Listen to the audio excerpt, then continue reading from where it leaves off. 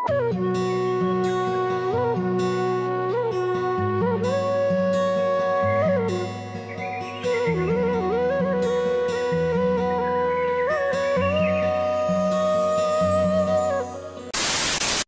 very good morning to you all from Sinja Valley, Jumla. Hello, Dialsa. Hello. Hi guys, this is Pradeep Dhaka. अहिले चाहिँ म जुम्लामा छु अनि हामी कता गुड मर्निङ भन्दै आथे हामी कता हिँडेको गरीमा हम रारा हिँडेको म प्रदीपको साथ Pradeep ma'am how are you ma'am okay ma'am you must be a good हामी चाहिँ टक्क अब रारा हिँड्न थाले है साथीहरु अहिले चाहिँ जुम्लामा छौं अनि यो कुन होटल हो यो होटल रोयल सिन्जामा बसिरा छौं अब चाहिँ आज 9 बजे यहाँबाट निस्किने हो अनि अहिले चाहिँ बिहानको 7 बज्दैछ अनि 2 घण्टा चाहिँ हामी यो जस्ट यो भिजिट गर्नको लागि एक्सपोज हुनको लागि भनेर एक्सपोजर हुनको लागि भनेर गाइडहरुले हामीलाई लिडरहरुले टाइम छुटाइदिनु भयो that's why right now I am going to visit Jumla let's go with me guys कुकुर मस्त सुतेको छ हेलो भन कुकुर मस्त सुतेको छ मसँग सुतेका कुकुरहरु पनि मस्त सुत्दै छन् है साथीहरु रुममा तर एउटा चीज चाहिँ मैले के थाहा पाएँ भन्देखि यो मेन जुम्ला चाहिँ यो हैन है यो सिजा रहेछ सिजा भ्याली उयो नि सिजा उपत्यका यो चाहिँ सिन्जा भ्याली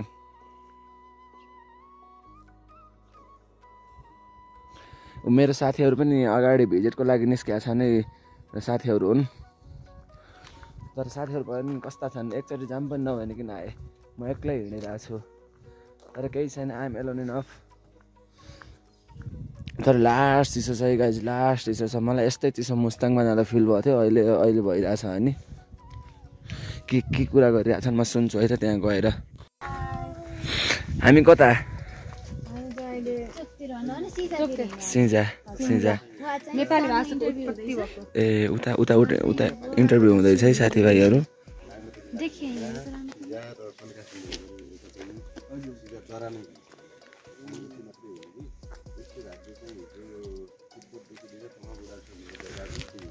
हजुर अब यो अवस्था अहिले चाहिँ यो अवस्था छ र बाँकी चाहिँ विकासको क्रममा अहिले पछि चाहिँ अलिक कमजोर हुँदै गएको अवस्था अहिले यो हजुर चाहिँ यहाँको जनप्रतिनिधि स्थानीय सरकारले पर्ने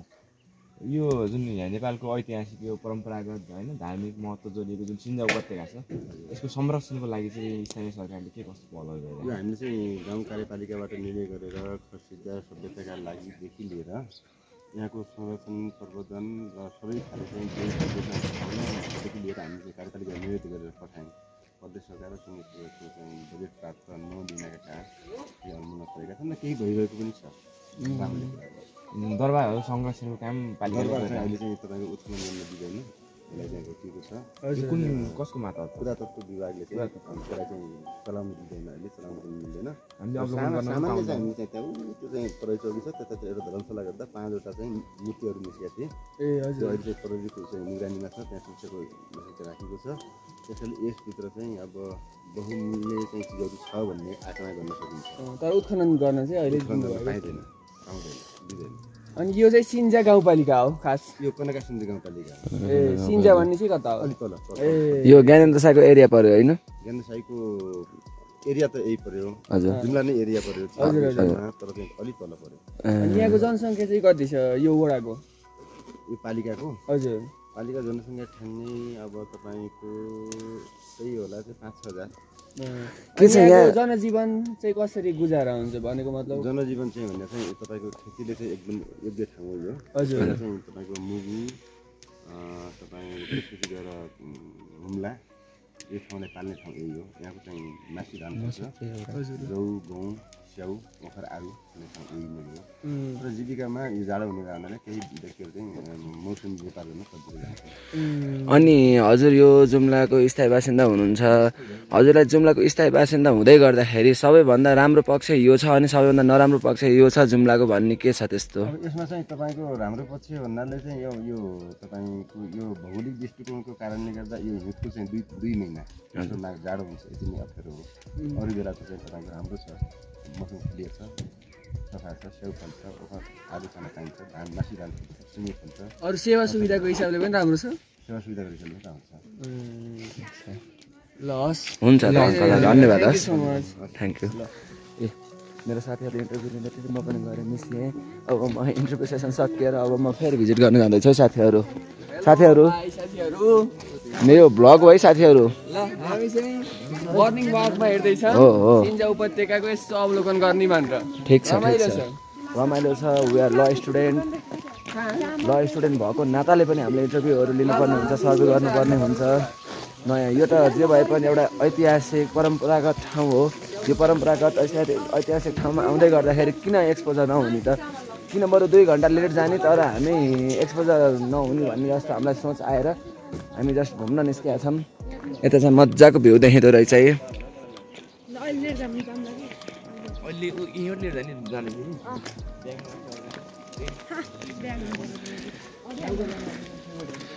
ए स्याउको रुख है साथीहरू यो स्याउको रुख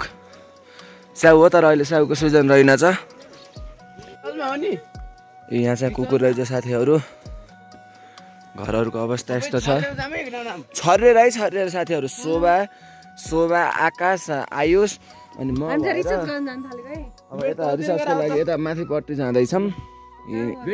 गाउँहरूमा स्याउका रुखहरू हुने नि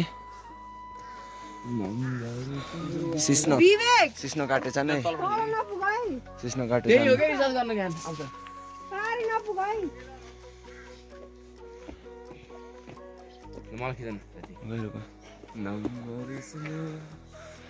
गीत गाइदेऊ त आकाशलाई जुम्लामा एउटा बिहान जुम्ला राम्रो स्याउले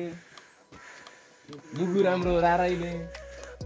हाम्रो प्रदीप साथीका कारणले दुःख पाए साराइले हो प्रदीप साथीका कारणले दुःख पायो साराइले वाह वाह वाह वाह वाह दाइ नमस्कार के छ दाइ सन्चै हुनुहुन्छ को हुनुहुन्छ त हजुर एक्लै हो ए अलि यसो यहाँ अहिले पहिल्यैदेखि झिम्मेको बुझेको ओरेको हुन्छ नि बुढापाका गाउँका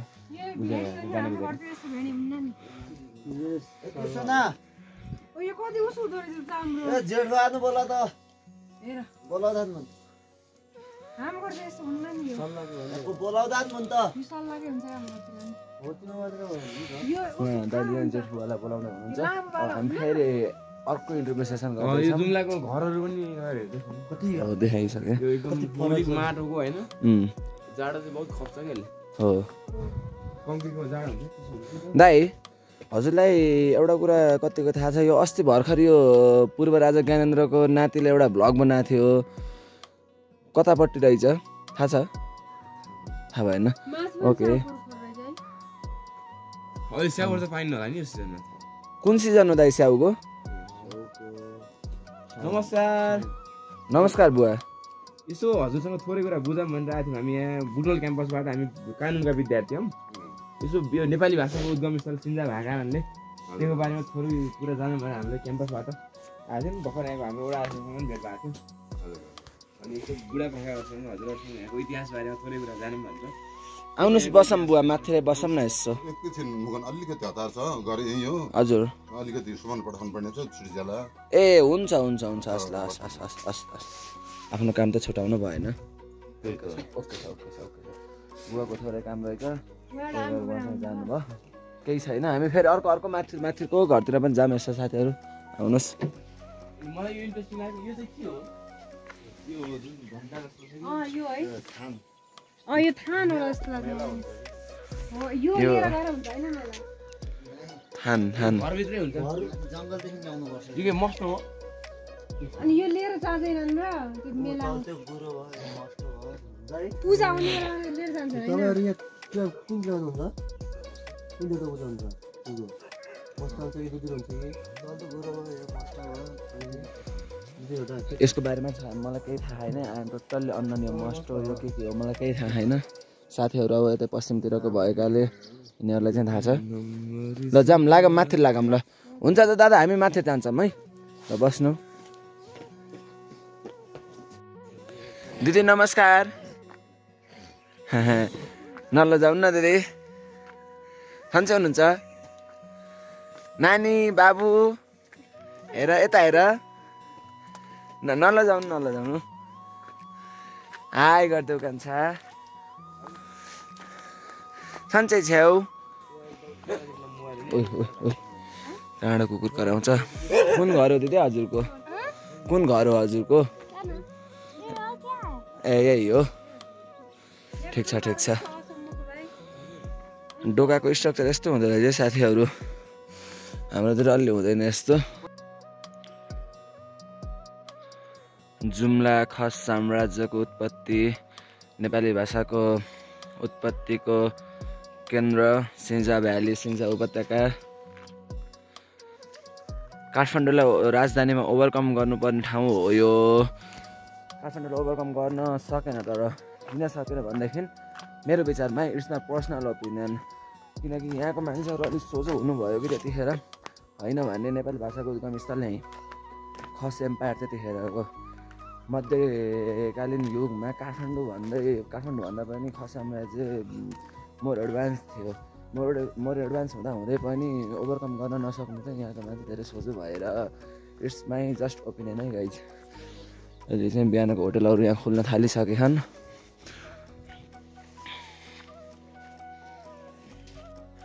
हेलो शोभा के छ त नि अनि खबर अनि यहाँ हामी अहिले अवलोकन गरिरहेछौँ के विशेषता पायौ त तिमीले के फरक विशेषता अब केही हामीहरूकोतिर नहुने कुरा यता हुने रहेछ भन्ने खालको कुरा के फरक रहेछ कि हामी त अब तराई हो यो टौवाको पराल राख्ने कोन सेपमा हुन्छ होइन हाम्रो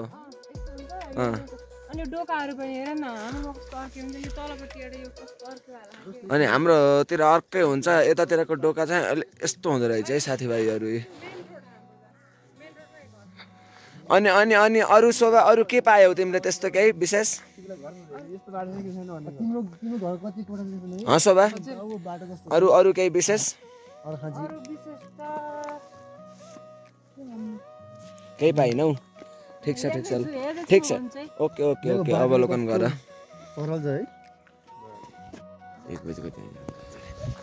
साथीभाइहरू meet him his Akash Oli how are you Akash एकदम आइम फाइन भेरी गुड अनि तिमीलाई जुम्ला सिन्जा उपत्यकामा छौँ यो ऐतिहासिक परम्परागत ठाउँ हो